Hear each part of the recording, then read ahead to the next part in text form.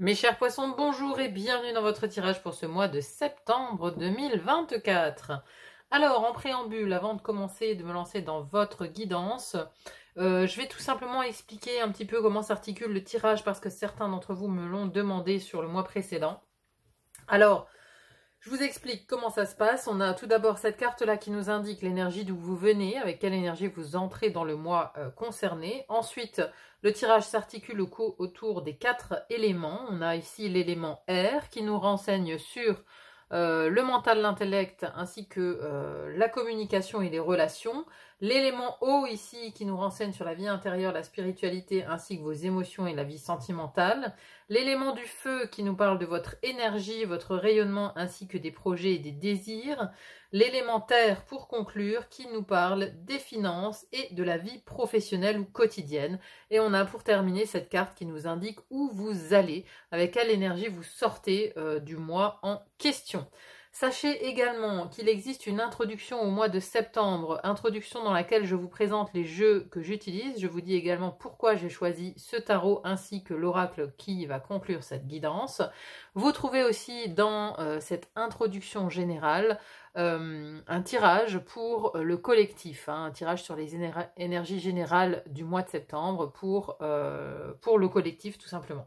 Si vous êtes intéressé pour voir cette introduction, le lien se trouve en description. Voilà. Ceci étant dit, on peut maintenant passer à votre guidance du mois de septembre. Alors, vous avez 2 arcanes majeurs. On a le monde ainsi que le pape ici qui est au très bon endroit hein, puisqu'il est dans votre vie spirituelle. Donc, une grande importance de votre vie spirituelle pour ce mois de septembre, j'ai l'impression. Mais tout d'abord, on commence par ce monde ici, qui est à l'endroit de vos énergies passées ou d'où vous venez et avec quelle énergie vous rentrez dans ce mois de septembre. Et ici, on a le monde, on a l'idée que vous avez clôturé un cycle pendant l'été. Il y a quelque chose que vous avez terminé, mais terminé dans le bon sens du terme, vous avez accompli, ça nous parle d'un accomplissement, le monde, on termine, on clôture un cycle de vie où on a accompli quelque chose. Hein. Il y a vraiment une notion de fil de la vie, du fil du destin ici qui se tisse entre ces différentes femmes de différentes cultures hein, qui représentent bien ici le monde. Donc sur les mois passés, vous avez vraiment conclu quelque chose. Vous avez terminé quelque chose, vous êtes arrivé, mais avec gloire et succès, vous voyez. Il y a quelque chose que vous avez clôturé et c'est une réussite. Et c'est ce qui vous amène au mois de septembre à partir sur un nouveau départ quelque part. Hein, parce que cette clôture s'est faite sur l'été, vous êtes maintenant apte à aller vers un nouveau départ sur ce mois de septembre. Nouveau départ qui tout de suite s'illustre ici dans votre mental. Première maison de l'air qui nous parle donc du mental, de l'intellect, de comment vous pensez, comment vous apprenez.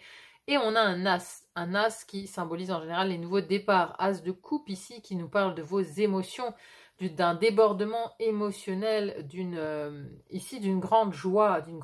On a la coupe de la victoire aussi. Alors ici on a une notion d'équipe quand même, donc une victoire qui s'est faite à plusieurs. Il y a une possibilité aussi pour certains de commencer peut-être une formation, c'est aussi la maison des formations et donc des apprentissages. Voilà, vous pourriez vous retrouver avec plusieurs autres personnes, être heureux d'ailleurs, vous êtes dans le bain hein, ici avec d'autres personnes pour apprendre quelque chose. En tout cas, votre mental ici est très content et très heureux d'être là où il est, d'être à sa place. Il y a un espèce de bonheur d'être à sa place dans votre intellect. Ou en tout cas, votre intelligence est utilisée à bon escient, elle est utilisée pour quelque chose que vous aimez faire. C'est un peu la notion qu'on a avec cet as de coupe. À côté, la deuxième maison de l'air qui nous parle de votre expression, comment vous communiquez et également de vos relations aux autres. Alors les autres, ici ça ne parle pas de l'intime, hein, la maison de l'intime elle est là. Donc les autres en général, donc vie professionnelle, vie quotidienne, on a la reine d'épée. Alors cette reine d'épée elle est très mentale hein, justement, on est dans la maison de l'air, hein, donc les épées sont à leur place dans l'air, donc comment on communique, on est très directif, très synthétique, très scientifique dans sa manière de s'exprimer. Vous voyez, tout est factuel, tout est hiérarchisé, tout est ordonné, tout est droit, tout est carré, tout est précis. On organise vraiment ces relations avec beaucoup de précision, avec une rigueur scientifique presque.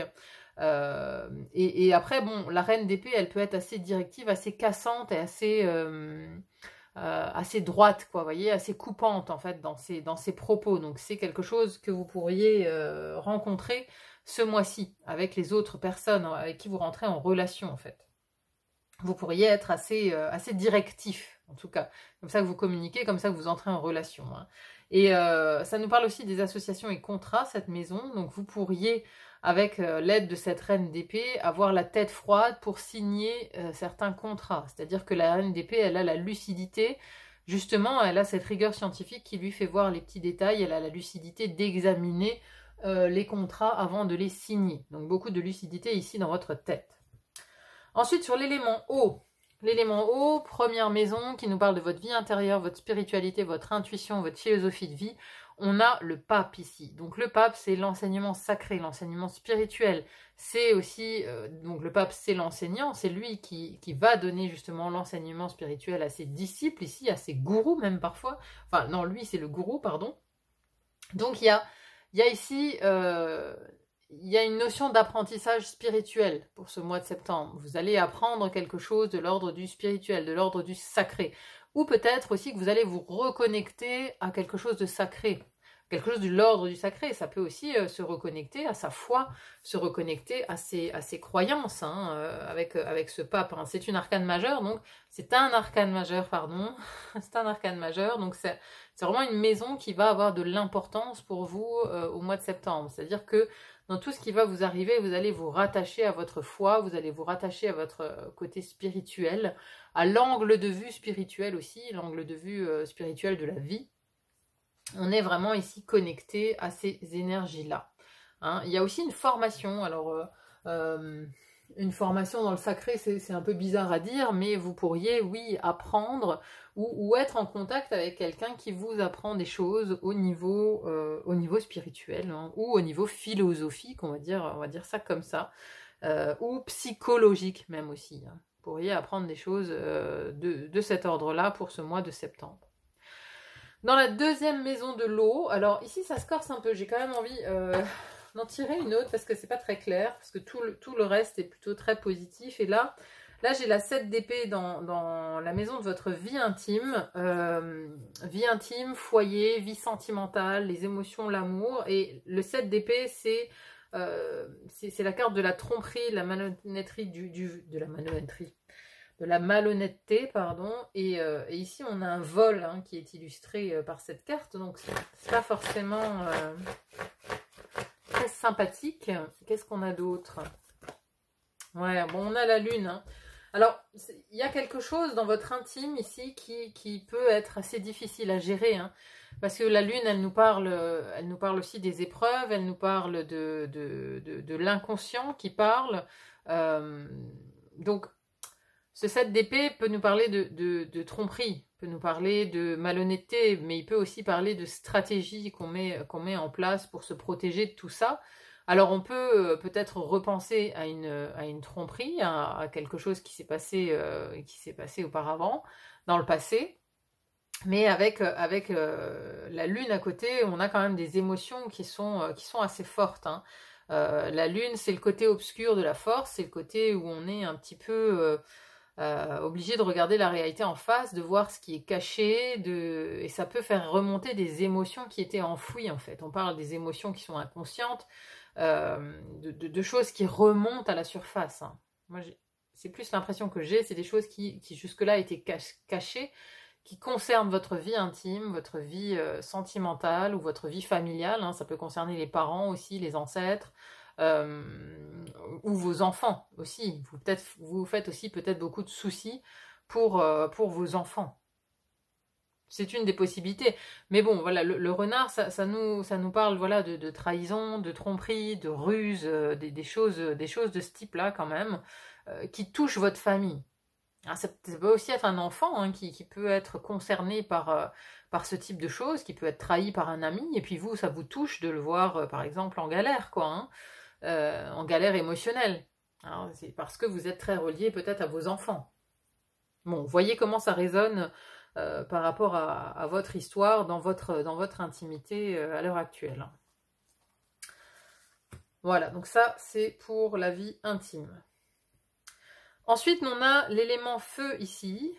Première maison du feu qui nous parle de votre énergie, de votre santé, mais aussi, enfin, de votre santé, de votre vitalité plutôt, de l'énergie qui vous habite pour ce mois de septembre, de votre rayonnement, de comment les autres vous perçoivent aussi, votre personnalité vue de l'extérieur, et on a un 6 de coupe. Alors, le 6 de coupe, ici, ça nous ramène à l'enfance, ça nous ramène aussi à l'insouciance, donc vous pouvez paraître peut-être un peu insouciant, mais avec l'envie aussi de profiter des choses simples de la vie.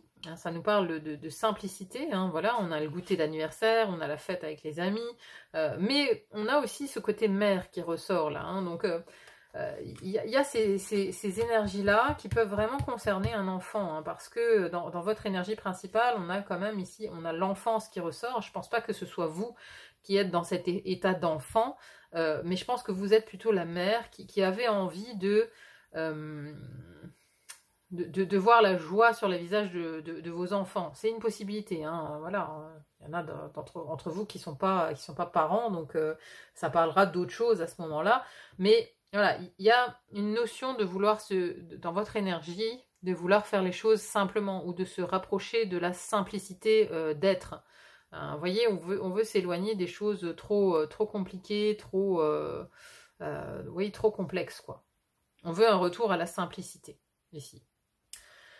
Dans la deuxième maison du feu, qui vient nous parler de vos projets, de vos désirs, vos créations, votre vision de l'avenir aussi, et ici on a un as de bâton, c'est-à-dire que ici, comme vous avez clôturé quelque chose pendant l'été, là, c'est l'énergie avec laquelle vous entrez dans le mois de septembre, ici vous avez carte blanche, la toile elle est blanche, hein, donc vous avez un nouveau départ, un nouveau désir de créer quelque chose. Et il y a même, voilà, c'est un nouveau feu intérieur qui vous habite pour de nouveaux projets, pour des nouveaux projets dans l'avenir, hein. Au loin, il y a ce soleil qui brille, qui est une promesse du futur, quelque part, et vous êtes prêt à écrire une nouvelle page de l'histoire de votre vie. Vous êtes prêt, en tout cas. Donc vous êtes très très impliqué énergétiquement dans vos projets d'avenir et dans la vision de votre avenir, en tout cas. Il y a des projets qui allument votre feu intérieur, en tout cas. Des projets créatifs. Dans la maison de la Terre, ici, nous avons...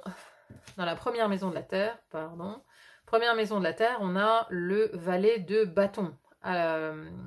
Donc ici, on est dans la maison, de vos finances, de vos possessions, la maison du matériel. Et donc, ce valet de bâton nous parle de nouveaux désirs, mais ici, j'ai plus l'impression d'une aventure, vous voyez.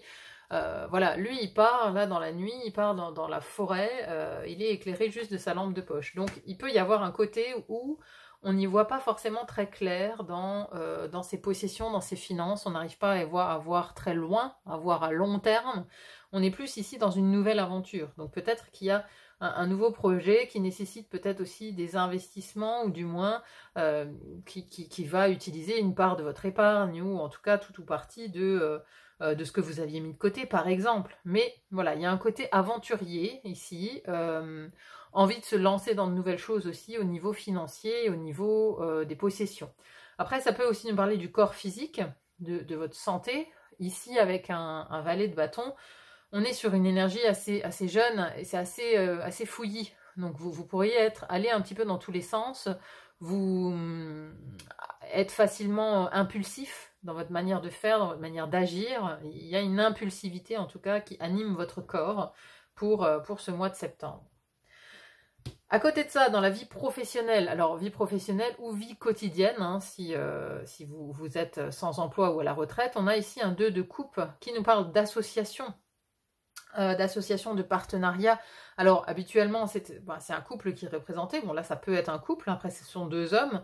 Moi j'aime bien voir dans le 2 de couple l'association yin et yang, de la polarité masculine et féminine. Maintenant ce qui est mis en avant ici c'est l'association de deux personnes qui collaborent, hein. Voilà, ici on a encore des groupes de deux à chaque fois, on a l'enfant avec le chien, on a ces deux femmes, on a le couple plus âgé derrière, donc on a une idée d'association, de travailler en équipe. J'ai vraiment l'idée du travail en équipe qui va être très important pour ce mois de septembre. Il va aussi être peut-être nécessaire de se reposer sur quelqu'un, d'avoir un alter ego quelque part dans son travail, d'avoir un associé ou d'avoir un bras droit ou d'avoir un collègue avec qui on s'entend très bien, de faire équipe pour avancer en tout cas. Hein, il y a un côté vraiment association avec une autre personne, avec une autre personne importante dans sa vie professionnelle. Et pour terminer, comment vous finissez le mois avec, vous êtes dans l'énergie du 4 de denier. Alors le 4 de denier, c'est une énergie très conservatrice, très traditionnelle. On veut conserver ses acquis, conserver ce qu'on a gagné jusqu'à présent. Hein. C'est un petit peu, c'est un peu cette idée-là. Donc vous êtes sur vos acquis à la fin du mois, vous ne voulez pas bouger. Hein. Il y a un côté aussi très sclérosé dans ce 4 de denier en tout cas. Donc il y a peut-être quelque chose qui vient vous bloquer ou qui vient vous montrer la fragilité de quelque chose que vous avez construit jusqu'à présent. C'est une des possibilités. Allez, on va voir maintenant en conclusion une carte oracle de l'oracle des animaux totems et leur nombre sacré. Alors, voyons voir avec l'oracle. Une petite conclusion pour vous pour ce mois de septembre. Ouh. La grenouille et le 36. La source sacrée. Alors, qu'est-ce que ça nous dit comme conclusion pour ce mois de septembre? Alors, la grenouille vient vous voir aujourd'hui pour vous indiquer que vous êtes bien la source sacrée de toute chose. Vous êtes ce catalyseur divin que vous recherchez depuis la nuit des temps. Comme vous avez pu le découvrir ou l'imaginer à travers certaines légendes urbaines et autres contes fantasques, elle est capable de se transformer et de matérialiser instantanément ce qu'elle souhaite par le simple fait d'observer un scénario parfait se dérouler au fond de sa mare. Allez-y, plongez quelques instants votre regard dans le miroir de votre âme. Prêtez une oreille attentive à l'écho de votre cœur. Qu'entendez-vous? Que voyez-vous? Est-ce bien cela que vous souhaitez? La grenouille vous aide à réaliser que tout est déjà à votre disposition. Il vous suffit de faire éclore votre créativité et de croire aux miracles pour les voir se manifester. Alors, ça parle bien avec cette carte, hein, puisque là, la toile, elle est blanche, hein, ici. Hein, donc, on vous dit bien que vous avez le pouvoir de manifester ici cette nouvelle œuvre d'art que vous allez créer. Tout est déjà en vous, hein, c'est ça le message. Le 36 vient prêter main forte à son message pour vous inciter à vous émerveiller de ce qui apparaît spontanément dans les prochains jours, les prochaines heures. La conjugaison des nombres 3 et 6 nous parle de cet amusement, de cette créativité innée et de ce côté enfantin qui considère chaque miracle comme un artefact naturel de la vie. Et ça vient rejoindre ici ce 6 de coupe avec le côté enfantin qu'on avait et cette recherche de simplicité. Hein. Donc c'est ça, c'est la créativité innée. Ça peut parler d'enfant intérieur aussi. Hein. On a l'idée que votre enfant intérieur va s'illustrer pendant ce mois de septembre, va être extrêmement créatif dans l'énergie que vous allez dégager. Hein. L'alliance de ces deux nombres donne au 9 une valeur de bouffée d'oxygène qui vient rendre à votre âme cette part de rêve qui lui revient de plein droit. Ce nombre propose de se laisser emporter par la magie de la vie et face aux désillusions de ne jamais renoncer aux contes de fées. Voilà. C'est assez beau hein, comme conclusion ici parce que voilà, ça vient vraiment rejoindre cette maison du feu qui va être mise en avant vraiment avec cet as de bâton qui va être extrêmement important. Vous avez deux as, hein, un as de coupe, un as de bâton, donc c'est un nouveau désir, le cœur qui s'ouvre et qui se prépare vraiment à manifester une nouvelle part de vous qui est là même depuis l'enfance. Hein. En tout cas, c'est ce qu'on voit un petit peu pour ce mois de septembre. Voilà. Bon bah écoutez, j'espère en tout cas que ce tirage vous aura plu, qu'il vous aura parlé. N'hésitez pas à me dire en commentaire comment ça résonne pour vous. C'est toujours très intéressant à lire. Merci en tout cas d'être là sur le fil d'Ariane. Merci pour vos likes, vos partages, vos abonnements. Ça me va toujours droit au cœur. Merci infiniment. Et il n'y a plus qu'à vous souhaiter un très bon mois de septembre et à vous dire à très vite pour une autre guidance. À bientôt. Bye bye.